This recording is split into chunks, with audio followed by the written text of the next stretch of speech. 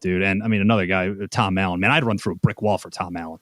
To have the opportunity to play. God, he seems like just one of the most passionate football people I've ever seen. How much fun is it just to watch him coach on the sideline?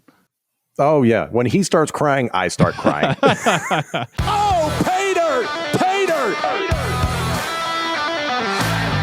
Hi, everyone, and welcome back to the Paydirt podcast. I'm Tom Hannafin. That is Matt McGloin. First of all, a huge thank you to all of you from around the world that listen to the Paydirt podcast. One of the great things about the Believe Podcast Network is they've given us the ability to see how the show's doing. The response has been so cool. In fact, we have an international audience, Matt, which I know you were definitely expecting. But thank you to all of our listeners, of course, in the United States who are big college football fans and Penn State fans, but especially to our fans in the United Kingdom, Turkey, Saudi Arabia, Mexico, and Egypt. So I hope I'm not leaving anybody out, but sincerely, thank you for listening to Paydirt. Matt, I don't know about you. It's been a really cool experience thus far.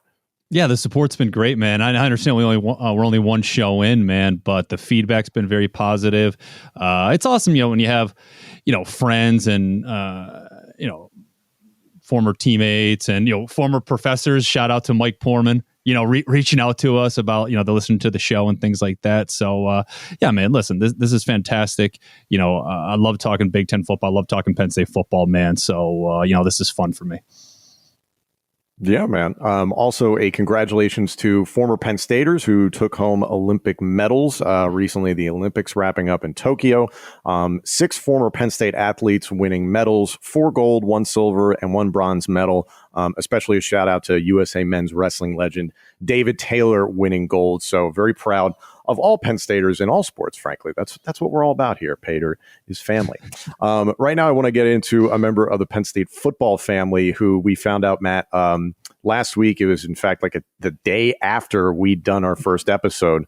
Of course, that's just the universe talking. Adisa Isaac, defensive end, who had a lot of hype, a lot of expectations, down and injured. He is out for the season. How big of an impact is this on the defensive line? Well, it's tough, man. Right now you just hope that, he's, recovering well and he can get back on his feet and get in the training room and get healthy as fast as he can, man. But, in terms of talking about the defensive line for Penn State, Tom, man, it's obviously you lose Adisa Isaac to injury. Shaka Toney's gone. Odafe is gone. Shea Simmons transfers to Marshall. You're starting over at the defensive line position right now. You're trying to move Jesse Luketa to the defensive end position. Who knows if he's going to play both or what he's going to do. But for me, when you're trying to do that, you're trying to put a guy who's played 35 games at the linebacker spot for you now at a DN position.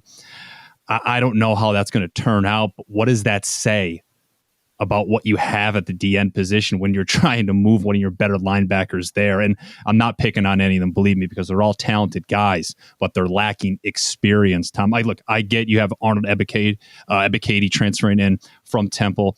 I understand how good of a talent he is, how much of an impact he'll have right away for the Penn State Nittany Lions. I don't know. Will the production he had at Temple translate to Penn State and Brent Pry's system? That remains to be seen. James Franklin and Brent Pry have talked a lot about Nick Tarberton and Smith Vilbert. They both have mentioned how excited they are to see what those guys are capable of doing. They're excited because neither one of them have really played. I think Tarberton's got, 2 tackles in 9 games. I think Smith Vilbert has 1 tackle, in 6 career games. And I understand Tarberton has battled injuries, since he stepped foot on campus at Penn State, but the defensive end position is a huge concern for me at Penn State right now. Tom, and I know I'm rambling here, but why I'm concerned is because when you look at 2020, you're not just replacing players, right, Tom? You need to replace their production, right? 21 sacks a year ago, top 5 in the Big Ten in that category, which in turn helped the struggling secondary that gave up 15 passing touchdowns, which is one of the worst in the Big Ten, right? We know Penn State struggled creating interceptions. If that DN spot and those front 4 can't find a way to create pressure, it may be a long year in the back end for Penn State. Yeah, the positive to take away is that the guys that you think will be leading the charge in terms of Mustafa and then your transfers with Tangelo and Ebiketie, those are big dudes who are going to be disruptive, probably operating more in the B gap, not necessarily your conventional nose tackle. Shout out to Thomas Frank Carr from Blue White Illustrated for smartening me up this week. But there's a lot of positivity at those positions.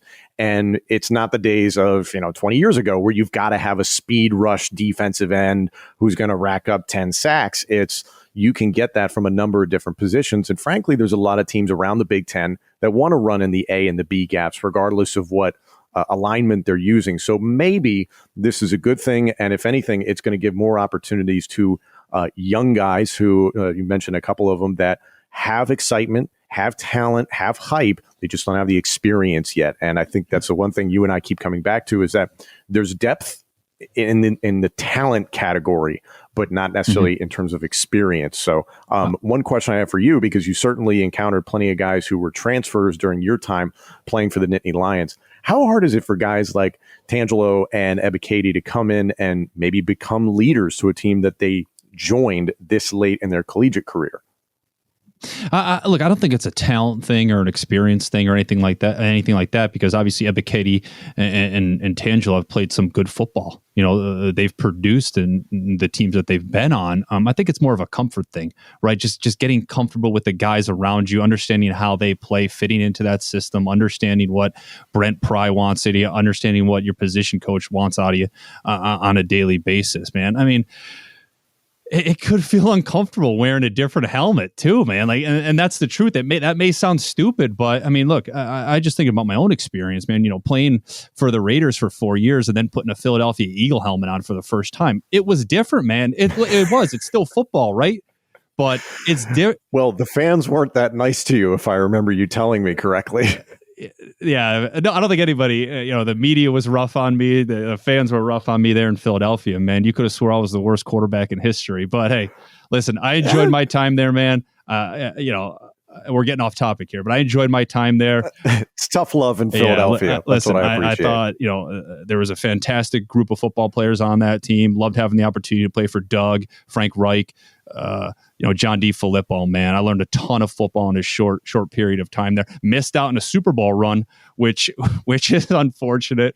But no, man, listen, I learned a ton of football there. So, for the most part, it was a pretty good experience, man. But going back to guys like Ebiketie and Tangelo, man, it could be hard, kind of fitting in and just getting comfortable, in the new environment. But, I kind of feel like James Franklin and company, do a pretty good job of making guys feel welcome, making guys feel at home. And speaking of Derek Tangelo, I actually love the defensive tackle position for Penn State this year, right? That inside of that front four is where I think Penn State is going to have a ton of success, right? I mean, I understand that Antonio Shelton is now gone to Florida, but they're going to need to rely heavily on PJ Mustafa, Hakeem Beamon. Obviously, we mentioned Derek Tangelo and Fred Hansard. All those guys have played a ton of football. They're going to need those guys to create chaos internally and collapse the pocket from the inside until those defensive ends get comfortable, until those defensive ends get their feet wet and get some experience, right? There's a ton of talent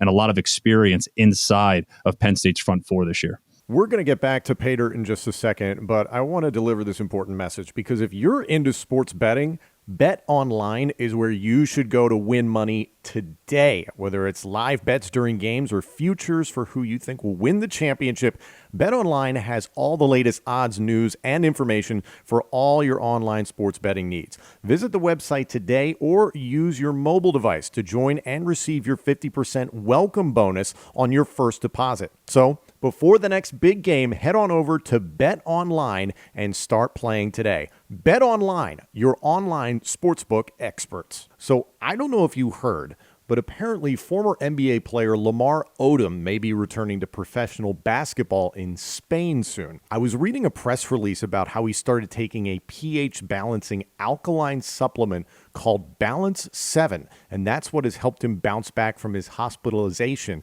in 2015. He even said, quote, "I have an enormous amount of energy, which is good for me. It's important when working out. I always need energy to level up."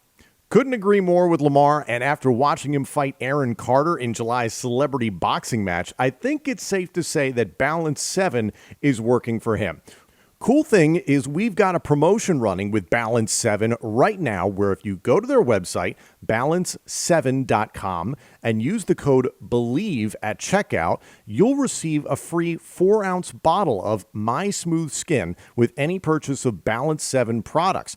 That product retails at $13.99, so I'd say it's worth it. Again, head to balance7.com and use the code BELIEVE, B-L-E-A-V, at checkout to get it on the promotion. Again, head to balance7.com and use the code BELIEVE, B-L-E-A-V, at checkout to get in on the promotion. I know I will. If it worked for him, it can work for you too.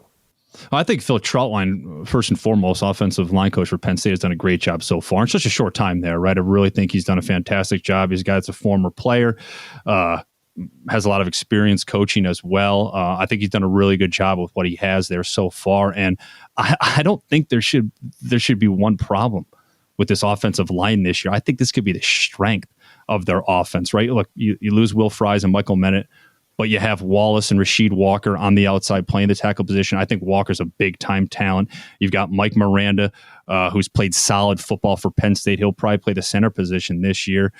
Juice Scruggs has got some experience. He can play inside. And you've got a Harvard transfer and Eric Wilson, who has a chance to play as well. This is a solid group of guys. And for me, Tom, what it comes down to, look, with any offensive line, really, especially when you've got some moving parts, it's finding where those guys fit in and where they play well, in that area. You know what I'm saying? Like you need to find out who's good at playing center and who's good at guard, right? You need to find out where those guys fit perfectly, but it comes down to communication, right? There can't be a lack of communication. Early on last year, they struggled with sacks. It seems like they were struggling in that department, right? There's no room for error this year. You need to figure it out early. You have to be vocal, communicate, be on the same page, and knowing the type of coach Phil Trautwein is, knowing the type of coach that Mike Yurcich is. Like, I don't expect them to have any issues early on.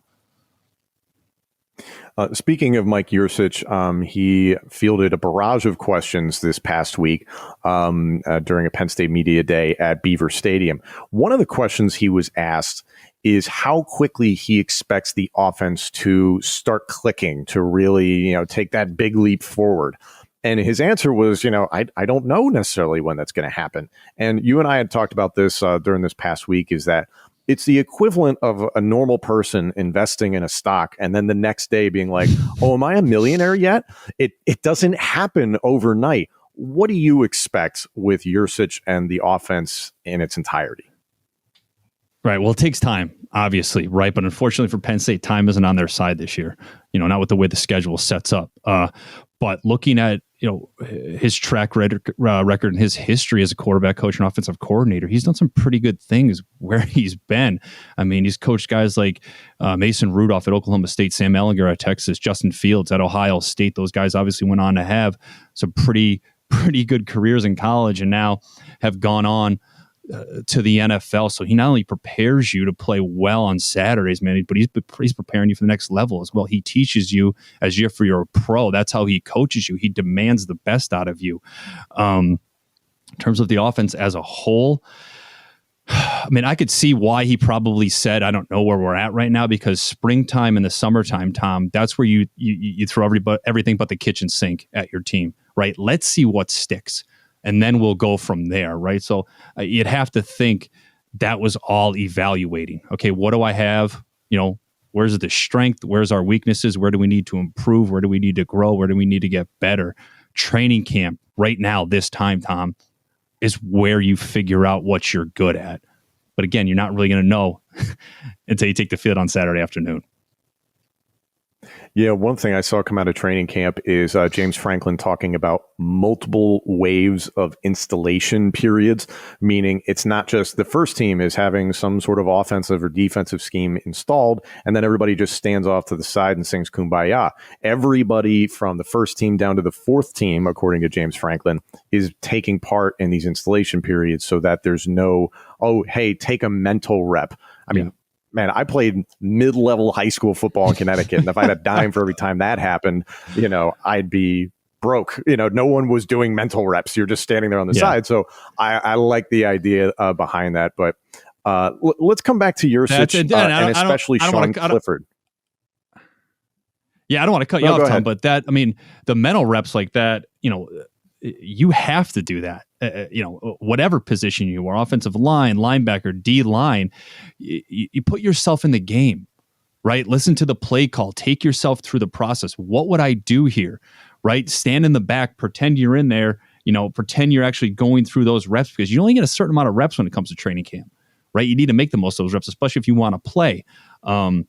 This is a time now to compete. This is a time now to get better. You prepare mentally so that when you have the opportunity to get in there and play, you can play well and you know what you're doing. But yeah, man, mental reps are huge. So, that's fantastic to hear that a lot of guys are getting those reps or getting mental reps. And I'm glad that they're paying attention to that, because too many times I've seen guys just standing around in the back, talking, chatting, not paying any attention, right? That doesn't work. That sends a bad message, I think. So seems like everybody's really involved and everybody's really trying to learn at a fast pace here in this training camp for Penn State. Yeah, and when you talk about a mental approach, I really like the mental approach that it sounds like we're getting from Sean Clifford, because some comments we got from the starting quarterback this week, he was asked what he thought about the 2020 season. And I loved his answer. He was like, I'm done talking about the 2020 season. He was very respectful to the media, but he was like, I'm done talking about it. It's in the past. It happened. This is a new season. How do you think this is going to work out with him and Mike Yurcich? I know we talked about this last episode, but that sounds like exactly the mentality you want your quarterback to have if you're Yurcich. Yeah, look, it seems like, in terms of like personalities, it's simply him and Yurcich are pretty much the same guy, right? They're fiery guys, right? They're emotional. They care about the game. They want to do well. They want to win football games. They want to put up big numbers. I think they both kind of understand what they have there. When you look at it from Yurcich's point of view, what he has is a hungry quarterback. He's got a guy who wants to learn, who's eager to be coached, who wants to play well, who wants to be a leader, who wants to be a captain, who wants to go out there and dominate week in and week out. And look at you look at it from Sean Clifford's point of view, he's got a guy who demands the best out of you on a daily basis. He's got a guy who is going to do everything he possibly could to prepare you so that you go out every single day and play to the best of your abilities. He's going to get everything out of you, every ounce of talent that you got out of you, and he's going to prepare you, and he's not going to let up. And I look back and I compare that to the relationship that I had with Bill O'Brien. Did we butt heads a lot? Absolutely. We were both fiery guys who both wanted to do well. But we held each other accountable, right? He coached me up every single day. I took the coaching. I went out there and did my job day in and day out. And I think the Yurcich-Sean Clifford relationship right now is pretty similar. So they're both in fantastic positions. Yeah, follow me a little bit, because I do see the exact same parallels of what you got to experience with Bill O'Brien. Hopefully Yurcich has that similar effect on Sean Clifford, because it appears that the Yurcich effect, some of the quarterbacks you mentioned that he worked with, Mason Rudolph, Justin Fields, especially Sam Ellinger from Texas. To jump to the pros for a hot second, Sam Ellinger is actually in competition to maybe be the starting quarterback for the Indianapolis Colts. He's got to beat out Jacob Eason, and then it's if Carson Wentz is injured. But at the same time, I don't know how many people went into this training camp for the NFL and the Colts thinking, oh, Sam Ellinger might be the guy. That's a big part because of the influence of Mike Yurcich. So I see the parallels with Sean Clifford, and hopefully Yurcich has a similar effect on Clifford as O'Brien had on yourself, Yurcich on Ellinger. It's this nice little triangle I've created here, but you see what I mean? Yeah, I mean, look, again, that's what I was talking about earlier with Mike Yurcich and the quarterbacks that he's been able to coach in years past, is that he's just not preparing them to go out there and play the game at a college football level, at a college football pace. Man, he's coaching you as if you're a pro, right? As if you need to be, this high level NFL type quarterback week in and week out. And as a quarterback, that's the way that you want to be coached. You want to be, given the responsibility to make protection calls, to really command the offense, command that huddle, change plays, alert plays, make audibles if you have to, so it seems like, Yurcich is kind of, pushing Penn State quarterbacks into that direction, Tom. Yeah, so hopefully Sean Clifford's got his head screwed on straight. It really seems like he does. It seems like he's motivated, got the proverbial horse blinders on, and coming into the 2021 season really focused. And fortunately, he's got some pretty good options in the wide receiver core. He's got some pretty good options at running back to back him up. So it's interesting looking back on your time in school. There were instances where you had some talent, other times where maybe it wasn't the greatest receiving core ever assembled at Penn State, but you made it work. How much is that going to fall on Sean Clifford to just make things work when the chips are down for this Nittany Lion offense? Well, you have to, man. You got to figure out a way to make things work, right? You have to trust what you have. Trust that the work you put in is worth it. You trust that the work that everybody around you has put in is worth it, and that it's enough. It's the ultimate team sport, right? You need to be able to count on the guys that you take the field with week in and week out. And, especially at the wide receiver spot. I mean, I don't think, anybody has earned more credibility on Penn State's team than Jihad Dotson after what he was able to do last year, Tom. And for me, when you look at him, I'm trying to keep it in the Penn State family here. He's like he's a cross between a Deion Butler and a Derek Williams.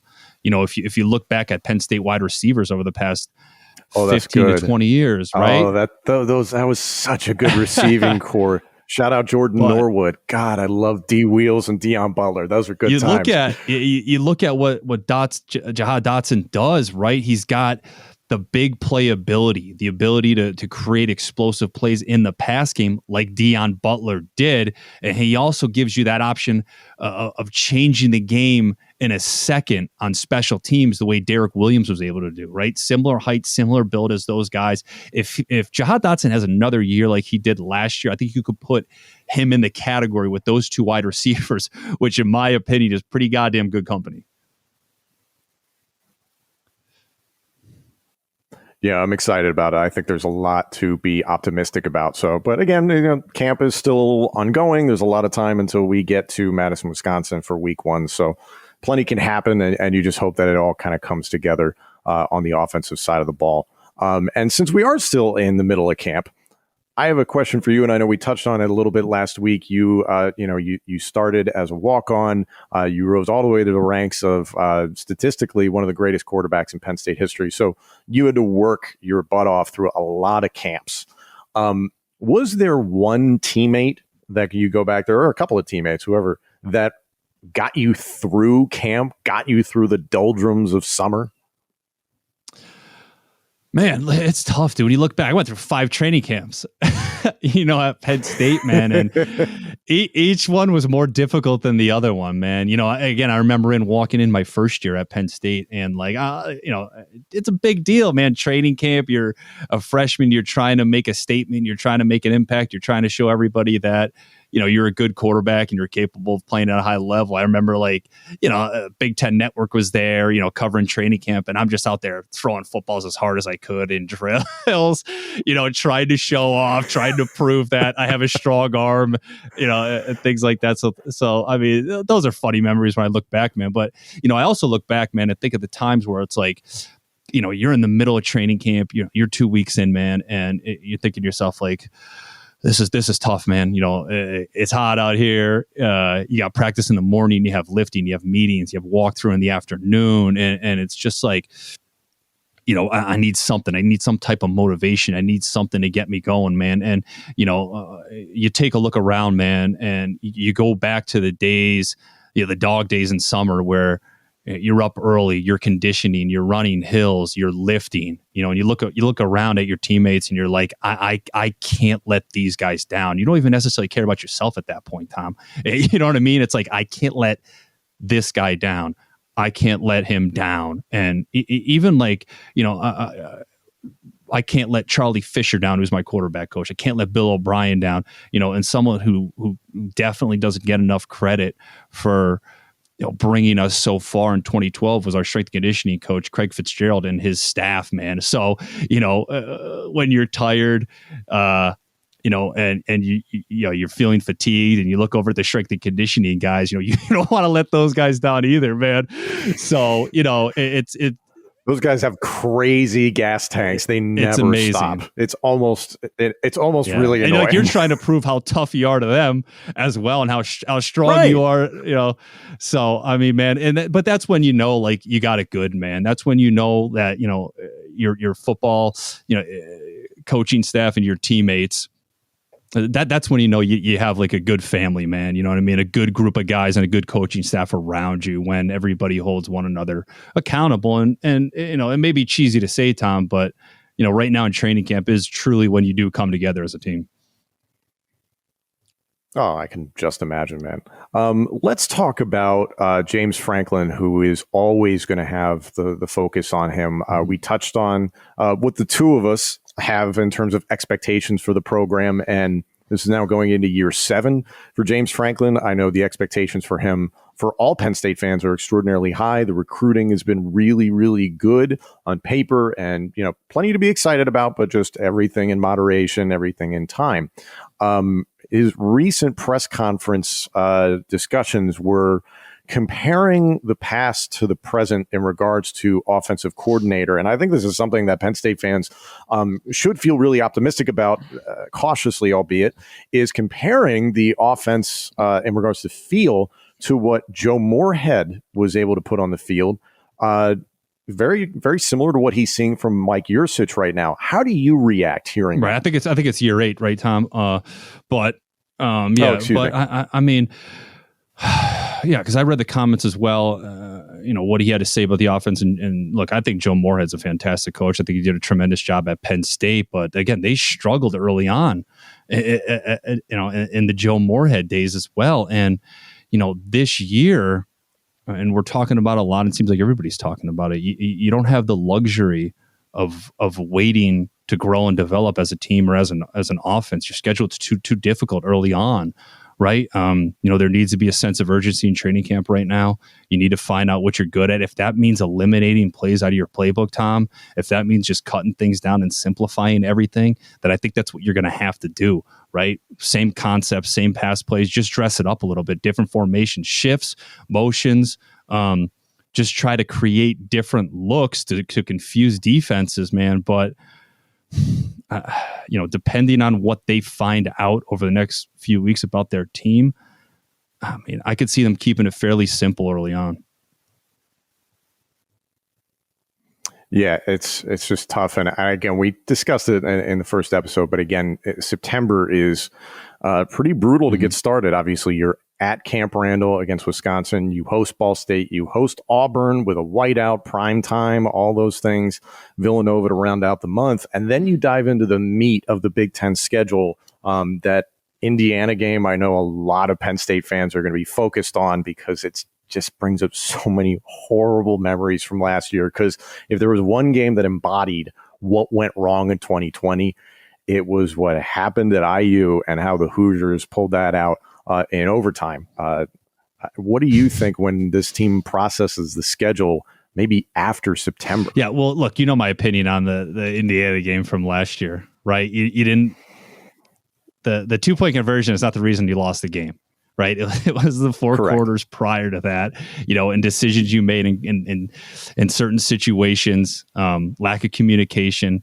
That's why he lost the game. Not because Michael Penix Jr. made a fantastic play. Whether he was in and out didn't matter. He was getting that call, but we're not going to talk about that. We're going to move on from that, Yeah. But look, like, I mean, I think you have to break the year down, Tom, right? Those first 4 weeks of the season, because after that Villanova game, you have Indiana and then you have an Iowa, correct? And that's no joke. I think Iowa's going to win the West, right? That's a team that was on a roll last year. That could be a safe roll bet. last year, 6 in a row after losing those first 2 games by a combined 5 points. We could have very easily been talking about Iowa, Ohio State, Big Ten championship game.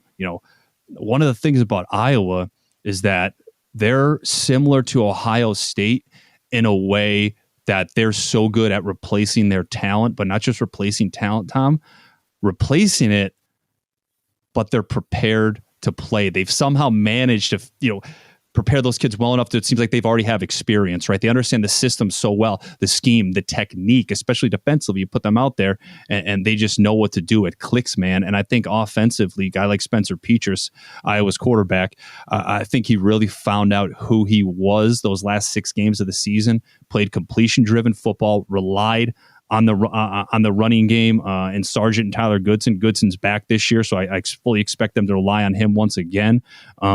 They've got a fantastic tight end in Sam Laporte. I think they're going to need to find a number 1 wide receiver at Iowa, but Iowa's a dangerous football team. But talking about Indiana, that's one of those games where you look at your schedule and you go through it and it's win, win, win. Okay, this is going to be a tough football game.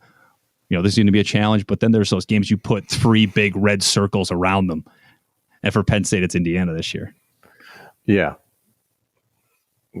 Cautiously optimistic, I feel like, is the theme you're going to hear from me the entire season.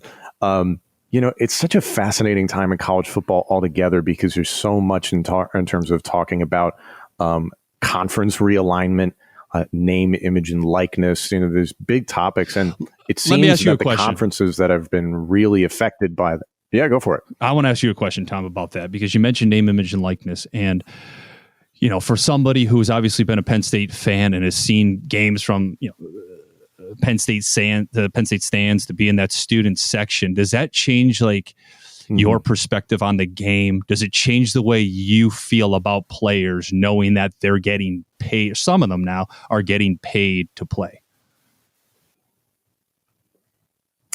I'm glad they are. Because a lot of these guys are going out there and some of them may never see the light of day in an NFL setting and may not have the fortune like yourself and plenty of other Penn Staters who've gone on to Hall of Fame football careers and have made tons of money and taken care of their families. I'm very, very okay with it. I've been pushing for it for a long time. I'm talking to friends and family about it. The thing that you always want, especially if you're a Penn State fan, is loyalty. Guys that are willing to stick around. So not to point people out, but I remember obviously when you were in school, 2011 to 2012 predominantly, Silas Redd was a guy who was a big-time recruit. We all thought was going to be a big-time running back for us. Obviously, plenty of controversy in the 2011 year altogether.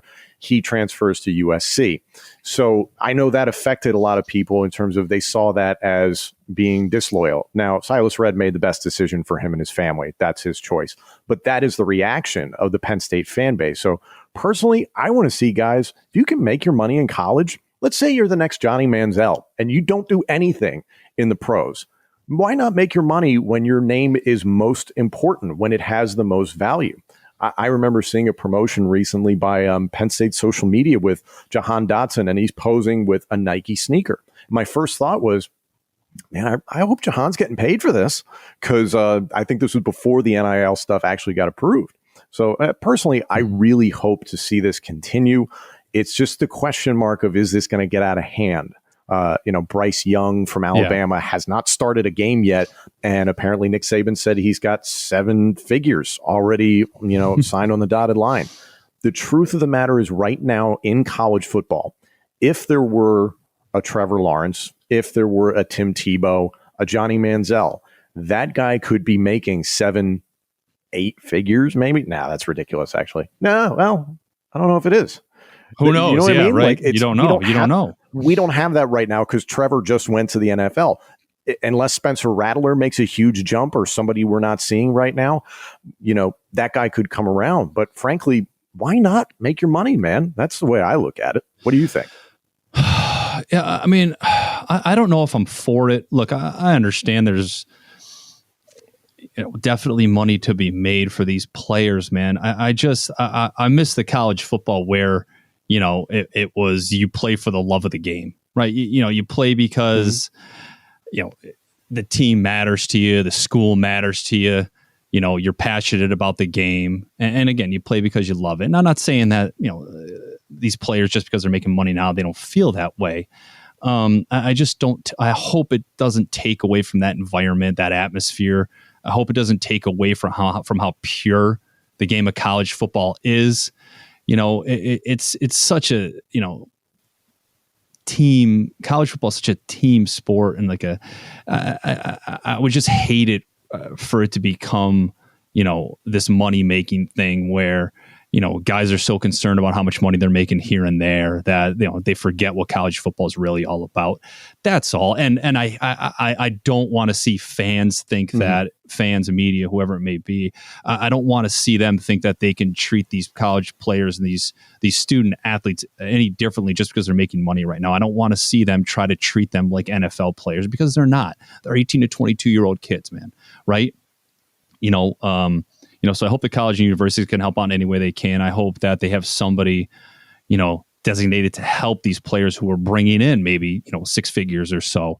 Because look, it's a lot of, like you said, it's a lot of money, for young guys, for young players. Some NFL guys can't handle that type of money, man. So, look, as long as they're taken care of in that sense, man, I think then it's okay. But I don't know, man. We'll see. Where does it end too, Tom? Right? Where does it end? Well, to play devil's advocate, let's not kid ourselves. This is a business. Look at exactly what just happened with Oklahoma and Texas going to the SEC, and the way they danced around certain contract points so they wouldn't have to pay an $80 million fine, and then they get the invitation from the SEC. This is a business. That is why Penn State played a game in an empty stadium for most of last year. I mean, it's a business. So why shouldn't the guys on the field be getting a cut of that? That's my take. Well, that's why they're playing. They're going to be playing in front of 110,000 this year, because they're not missing out. They're not missing out on that money 2 years in a row, man. But yeah, exactly. Which again, everybody. Listen, I'm hoping we're able to have a full season.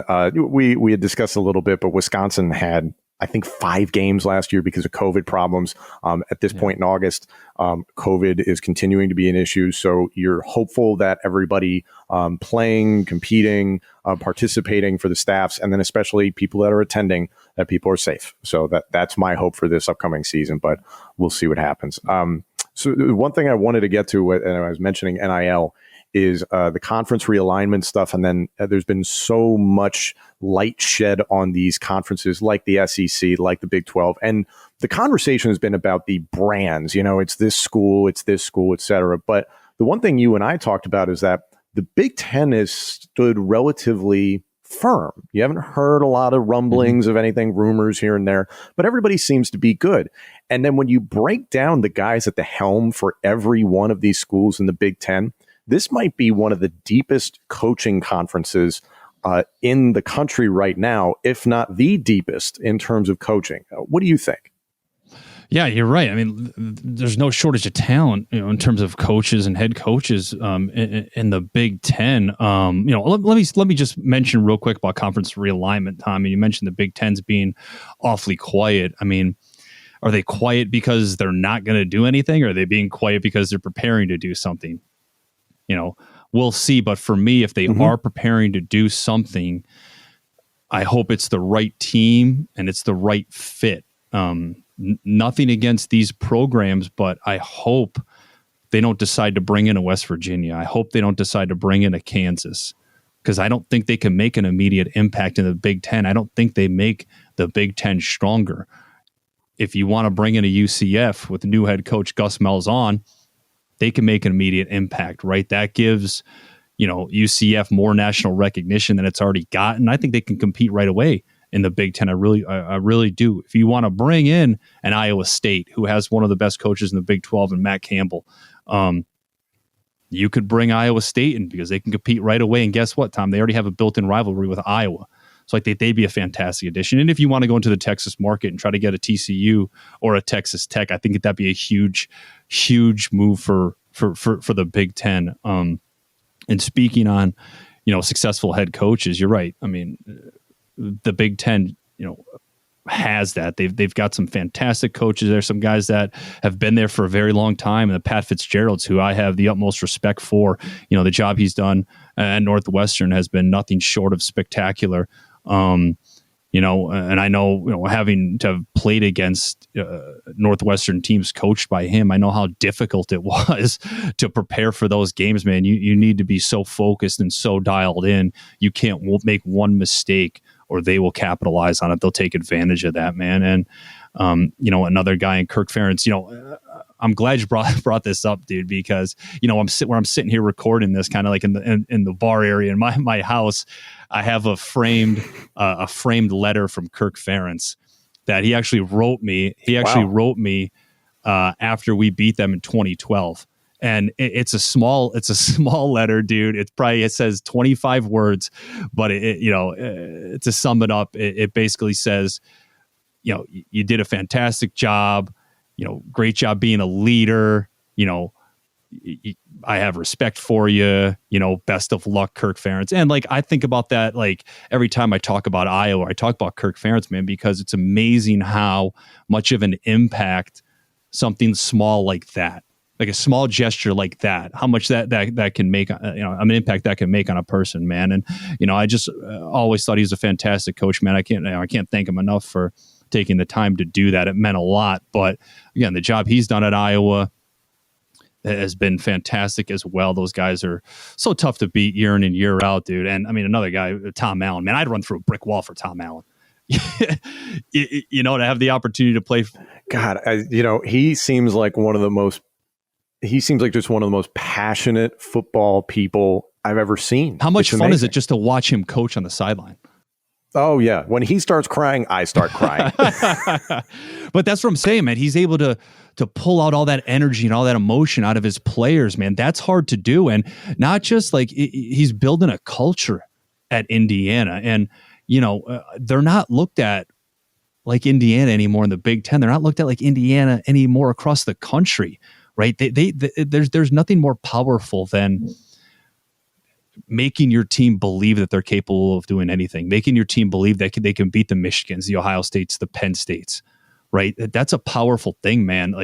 They look, their goal is to win the Big Ten this year. Right. They're using that whole chase motto that Tom Allen has created, man. And I love it. I think it's fantastic. So I'm excited to watch Indiana this year. I really am. Yeah, I think the competition altogether is outstanding. You mentioned Tom Allen, Kirk Ferentz, Pat Fitzgerald. Can't forget about what Jim Harbaugh is capable of with Michigan. Brett Bielema is back in the Big Ten with Illinois. You don't expect anything shocking out of the Fighting Illini, but Brett Bielema is a good coach, and his track record has proven that. Meanwhile, his former employer, the Wisconsin Badgers, Paul Chryst, disciplined, smart coach. You know what you're getting week one. PJ Fleck from Minnesota. I'm really curious to see what he does because 2 years ago, completely derailed Penn State season at Minnesota. That was a fantastic team. Kind of took a step back last year. Do they continue to row the boat in the right direction? Yes, I went there.